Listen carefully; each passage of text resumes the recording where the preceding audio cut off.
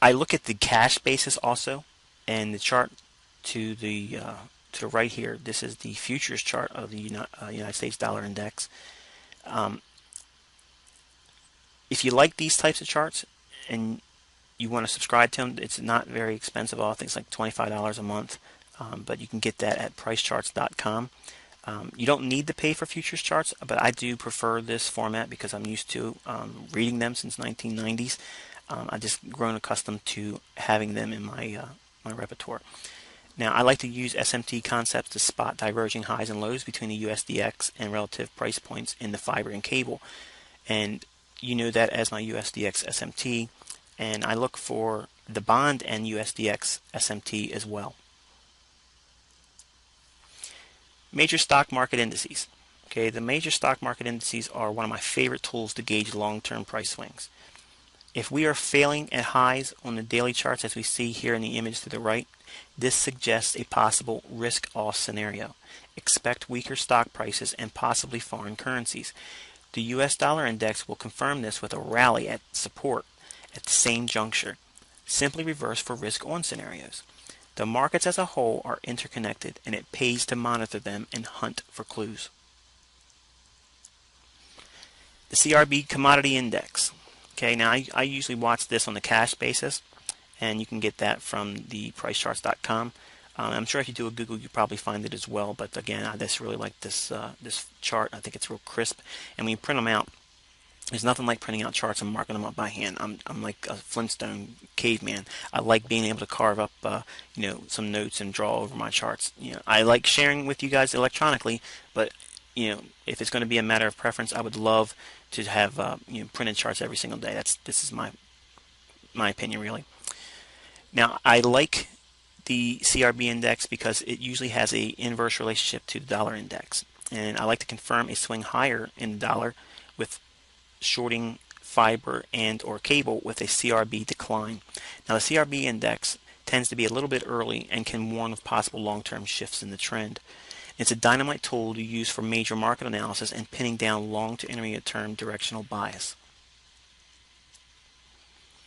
Alright, oil and gold. Now, I like looking at these two markets. I don't trade them, but I'd like to use them as barometers more or less to see if there's risk on or risk off scenarios underway. And basically, you want to be looking at the same way that foreign currencies and CRB, all of those markets should be moving in tandem with both.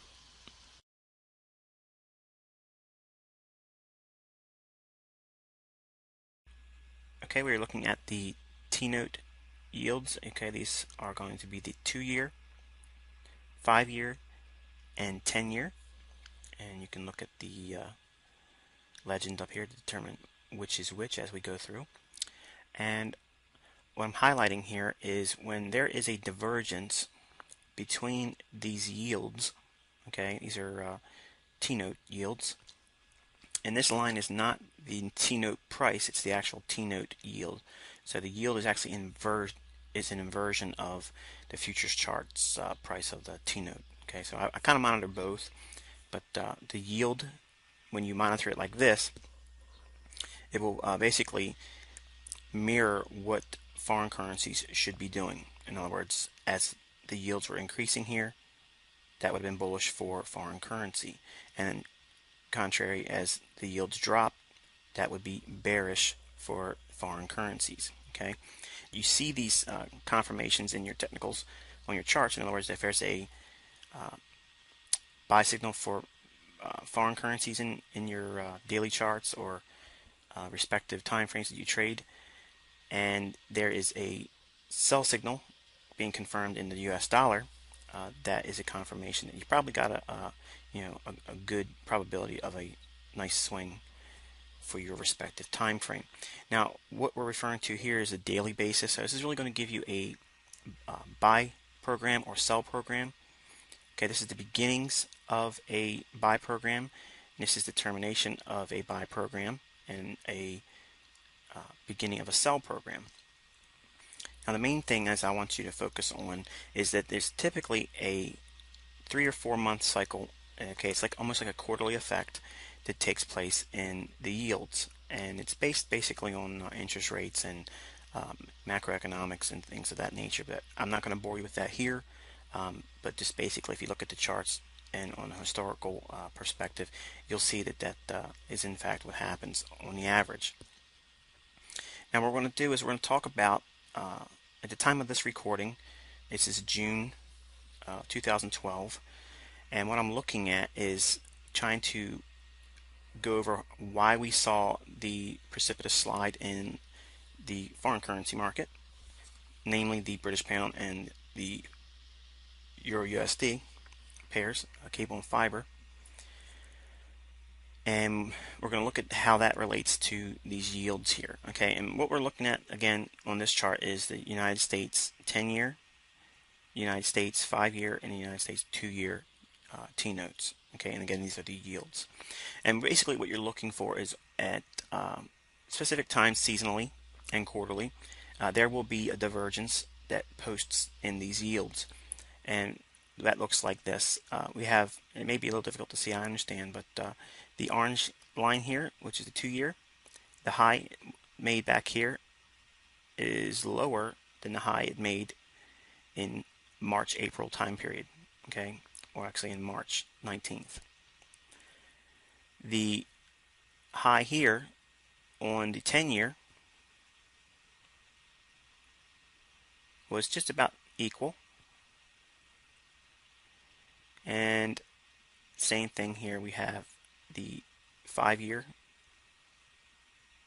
just about equal. Okay, so we have a divergence between the 2-year, 5-year, and 10-year. Okay, that typically is a reason to start looking for other reasons to support a decline in yields, which would represent a decline in foreign currency and a rally in the US dollar index. Okay, so let's take a look at a few other examples, and we'll look at the foreign bond markets. All right, now we're looking at the 5-year notes on the UK's 5-year note, the German 5-year note, and against the United States 5-year Treasury note. Okay, and we're going to look at this same time frame in here. Okay, going back to this chart real quick just to reference again. We're looking at 2012 March-April time period. Okay, we're going to go and look at this area here, and what I want to draw your attention to is the fact that we had the US 5-year note higher respectively, while the German 5-year note was lower, and the UK 5-year note was lower. Okay, and what I'm going to do is I'm going to take off the UK so you can see there is a clear divergence between the US and the German. That'll sufficiently show the divergence. Okay, you can see the high here. It's a high on the red line. That's the German 5-year note. It's bearish, while at the same time the US 5-year note was making a higher high in yield.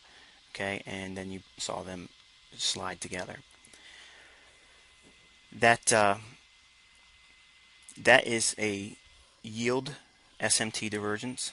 Okay, as I look at it, you can see a contrary signal here back in October of 2010, where the German 5-year note was failing to make lower lows in the yield.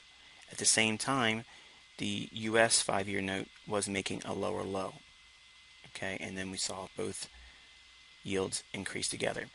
And here the high, you saw an inability for the US to trade higher in yield, while the German yield went higher.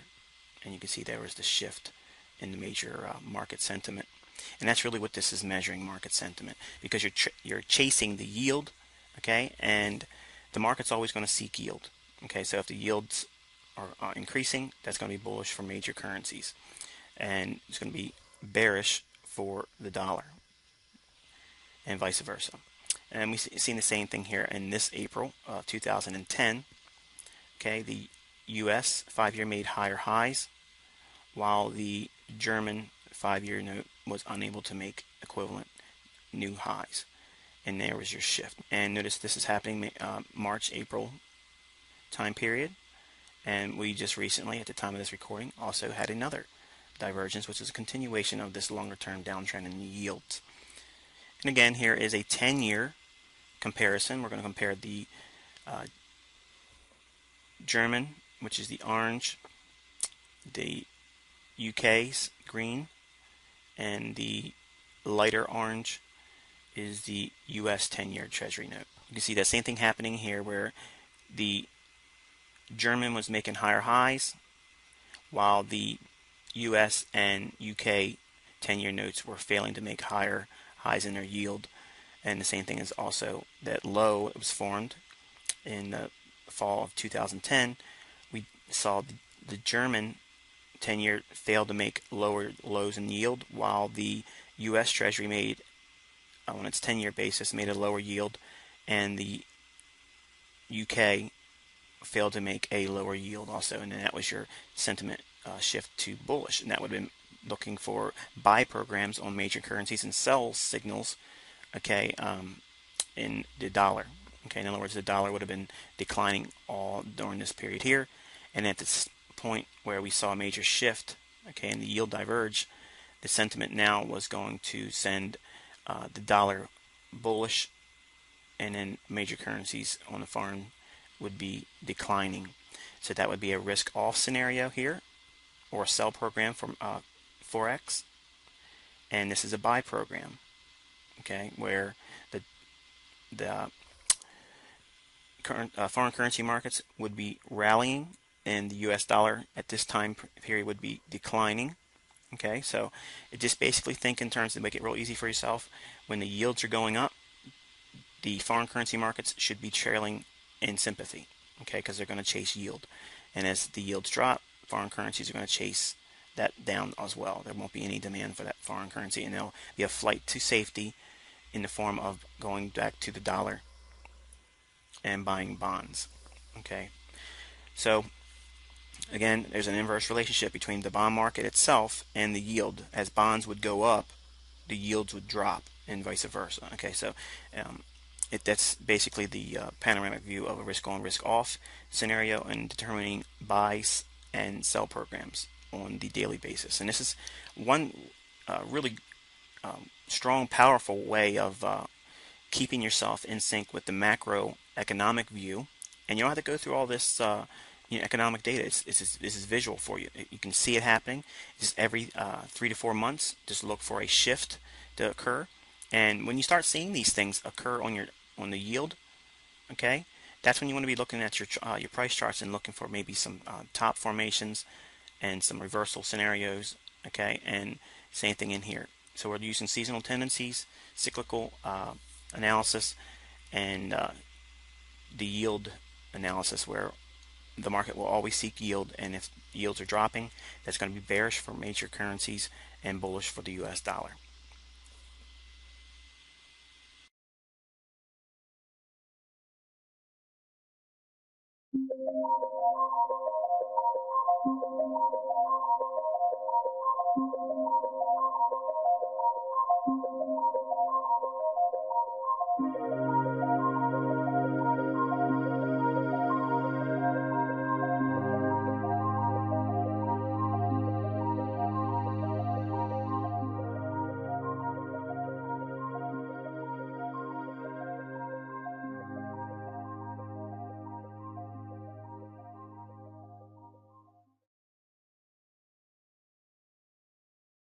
Key support and resistance. You got to know your key levels, guys. If you don't have a firm grasp on support and resistance, all this is going to be a waste of time, because none of your signals are ever going to confirm entry or exit unless they get to one of these key levels.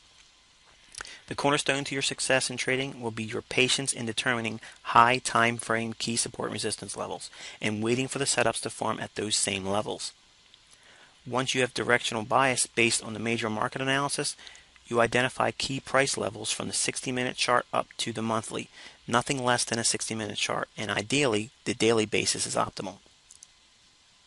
Determine monthly, weekly, previous days, session highs and lows, as well as pivot levels and Asian range highs and lows. Market sentiment. You have to avoid the herd mentality. If everybody's doing it, it's probably not a good thing in the futures market or Forex. It's usually probably petered out. So you want to be looking to trade against the majority. Now, when deciding to take action in the market, it is important to remain on the side of the market that is the minority. Looking for trades when the market is by all appearance bullish when you want to short is ideal. And you might have already guessed it. When it looks bearish, do your buying.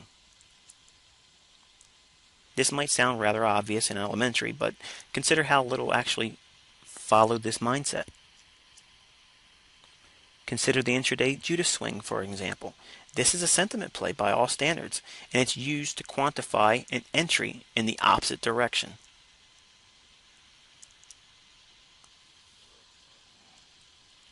Market structure. Hunt intermediate term price swings. If you find all of your trading occurring at long to intermediate term price swings, you're going to find that your trading is absolutely mind-blowing. The ideal setups for trading low-risk, high-probability swings is to limit your consideration to only trading the intermediate-term highs for shorts and intermediate-term lows for longs. Taking short-term scalps and or day trades in the same direction is advised. Your trading plan is not to capture every move in the market, just the easy, low-hanging fruit. Using daily, 4-hour, and hourly market structure and nesting fractals can be a wildly profitable price action approach. This is my core price action concepts. Open interest and premiums. Now, open interest reflects smart money activity. Now, the open interest is basically only going to be found in the futures market. And the open interest in, for instance, this example here. Okay, in this example, we're looking at the Swiss franc, and what I've noted here is that price had ran up. It's been in an uptrend, and we moved into a trading range. Okay, and if you look at the circle here, that is open interest. That cumulative line that goes along and all of a sudden drops off precipitously, drops straight down. Okay, that is open interest declining while the market is in a range. What do you think that translates to? Well, this is a concept that I adopted from Larry Williams, and it still serves me well today. The open interest, while in a market consolidation or range, can tip the hand of the smart money if you understand what to look for. If the open interest drops off 20% or more rapidly, this is attributed to commercial short covering. If open interest increases 20% or more rapidly in a consolidation, this is commercial short selling. Commercial traders are the largest hedgers in the marketplace, and when you hedge, you're essentially shorting the market. You're selling something you already have. So if open interest declines, that means that they're lightening up aggressively on their shorts. Why would they do that? Because they anticipate price going higher. When you have a premium in the futures contracts, that means the nearby contract is selling at a higher price than the next month out in the future. That is a premium. Okay, that means there's a high demand for that particular commodity or currency. If you see open interest dropping off in that scenario, this is a near perfect trade scenario. You need to be buying. And as a result, this was a mega trade. This is in 2010. If you look at your charts around the 4th of July in 2010, you can see how in the FX market, the pair for the Swissy fell out of bed like a rock. This trade in the futures market actually moved 2,300 points, and it did less than half of 2 months. And the open interest dropped while in the range. It supported 118, and it was in an existing trend already. And that's an absolutely mind-boggling profit. And if you have that type of scenario unfold in the marketplace, and you see a couple of these happen a year, you can really absolutely catch some explosive price moves. So I would counsel you to look at open interest in the futures markets on the pairs that you trade. The Swiss franc is an example here, but it's not limited to that. You can use it in the dollar index. You can use it in the Canadian dollar, Australian dollar, British pound, Japanese yen, and even the euro.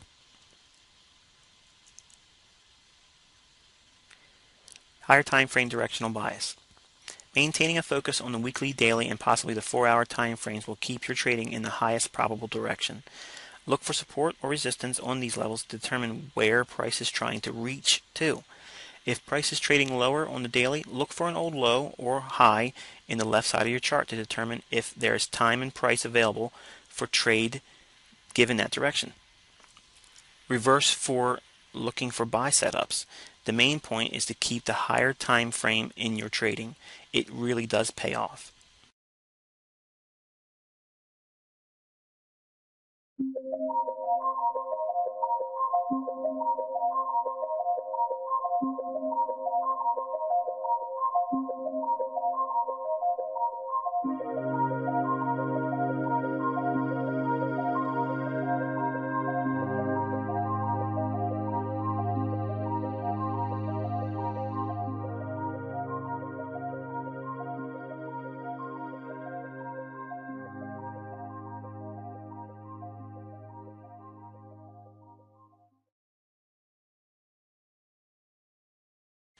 General market, risk on or risk off. You want to start with the interest rates. Are we seeing yields dropping or increasing? Is there weakness or strength in the stocks, commodity, and treasuries? Is gold and or oil giving you any clues? Is the dollar index confirming recent highs or lows compared to the interest rates? Are there any market reports due that might change the current market tone? The more the other asset classes confirm or negate your trade idea, the better. Risk off, dollar rallies. Risk on, it slides. It's that simple.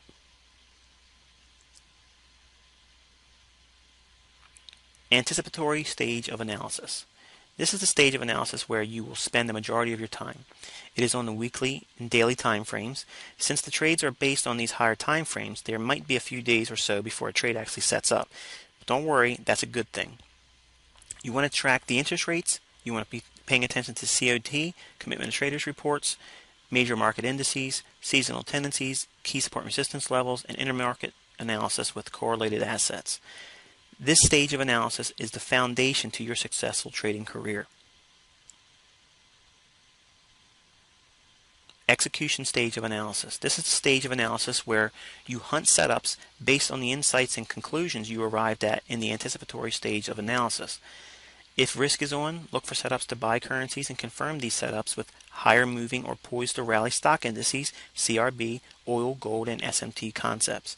If risk is off, look for setups to sell currencies and confirm these setups with lower moving or poised to decline stock indices, the CRB index, oil, gold, and SMT concepts. Management stage of analysis. This is the stage that requires your concepts for trade management on open positions, the management of stop loss orders, limit orders, initial profit objectives, and scaling later portions. Your trading plan must have clear concepts and techniques for the process that you will adhere to when managing open positions. This stage of analysis is crucial for consistently and having longevity in this career. You can find wonderful setups, enter at optimal entry points, and still mismanage the trade. And in this stage, you will find results bring with it loss and regret if you do not manage your analysis correctly. Reactionary stage of analysis. This stage of analysis is seen where your trades are open and you suspect or clearly see reasons to collapse the trade and cut your losses or take what profits you have open. There must be clear parameters in your trading plan that will invoke an immediate trade termination and abort on your original trade idea. This might be a result of a report or news event, global catastrophe, and or you realize you're simply human and essentially wrong. Imagine that, making a mistake.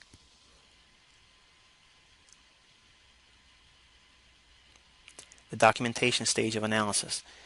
This stage of analysis is where you record in your journal what your trade idea was based on, what tools you used and why, screenshots and how you felt going into the trade, while the position was open, and what made you nervous. The results of the trade should be documented and reflection on the trade plan and was it adhered to from the beginning to end. Document any lessons learned from the trade and what you would have liked to have done differently. Determine what leverage and or lot size your next trade will be using. Keep these records and refer to them when you experience a period of drawdown and or a string of losses. It will remind you that temporary losing streaks come and go.